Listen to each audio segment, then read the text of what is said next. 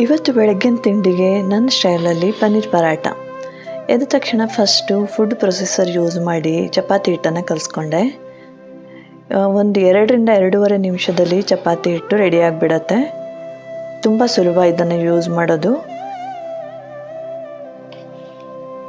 ಅಡುಗೆ ಕೆಲಸವನ್ನು ಕ್ವಿಕ್ಕಾಗಿ ಮುಗಿಸಬೇಕು ಅಂತ ಯೋಚಿಸೋರಿಗೆ ಇದು ಹ್ಯಾವ್ ಮಸ್ಟ್ ಅಂತ ಹೇಳ್ತೀನಿ.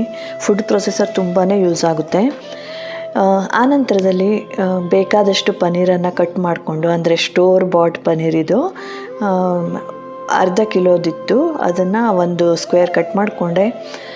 ಅದನ್ನು ಈ ರೀತಿಯಾಗಿ ನಾವು ಕ್ಯಾರೆಟೆಲ್ಲ ತುರಿದಾಗೇ ತುರ್ಕೋತಾ ಇದ್ದೀನಿ. ಪನ್ನೀರ್ ಸಾಫ್ಟಾಗಿರುತ್ತೆ, ಸೊ ಇಟ್ ಈಸ್ ಈಸಿ. ಇದು ಕೂಡ ಕ್ವಿಕ್ಕಾಗಿ ಮುಗಿಯುತ್ತೆ. ಆನಂತರ ಅದಕ್ಕೆ ರುಚಿಗೆ ತಕ್ಕಷ್ಟು ಉಪ್ಪು ಹಾಗೂ ಕೆಂಪು ಮೆಣಸಿನ ಪುಡಿಯನ್ನು ಹಾಕ್ತಾಯಿದ್ದೀನಿ. ಈ ಸಮಯದಲ್ಲಿ ಬೇಕಾದ ಸಾಂಬಾರು ಪದಾರ್ಥ ಮಸಾಲೆ ಯಾವುದಾದ್ರೂ ಬೇಕಾದರೆ ಹಾಕ್ಕೋಬೋದು, ಬಟ್ ನಾನು ಕೇವಲ ಮೆಣಸಿನ ಪುಡಿ ಹಾಕ್ತೀನಿ ಅಷ್ಟೇ. ಈಗ ಇದನ್ನು ಚೆನ್ನಾಗಿ ಮಿಕ್ಸ್ ಮಾಡ್ತೀನಿ.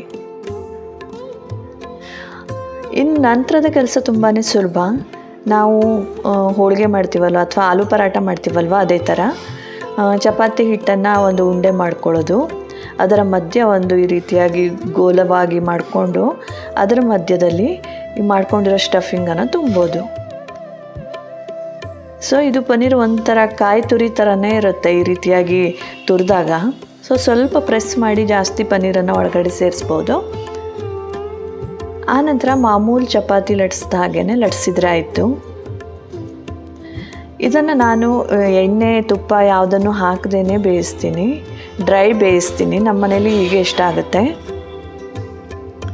ಇದಕ್ಕೆ ಬೆಣ್ಣೆ, ಖಾರ ಬೇಕಾದರೆ ಚಟ್ನಿ ಪುಡಿ ಹಾಕ್ಕೋಬೋದು, ಇಲ್ಲ ಕೆಂಪು ಚಟ್ನಿ ಹಾಕ್ಕೋಬೋದು.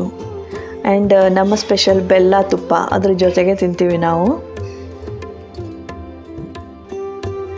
ಸೊ ಬೆಳಗ್ಗೆ ತಿಂಡಿಗೆ ಏನು ಮಾಡಬೇಕು ಅನ್ನೋದಷ್ಟೇ ಅಲ್ಲ, ಈಗ ಪ್ರೋಟೀನ್ ಯುಕ್ತವಾದದ್ದು ಏನು ಮಾಡಬೇಕು ಅನ್ನೋ ಚಿಂತೆ ಕೂಡ ತಪ್ಪಿದೆ ಪನ್ನೀರ್ ಪರಾಟದಿಂದಾಗಿ.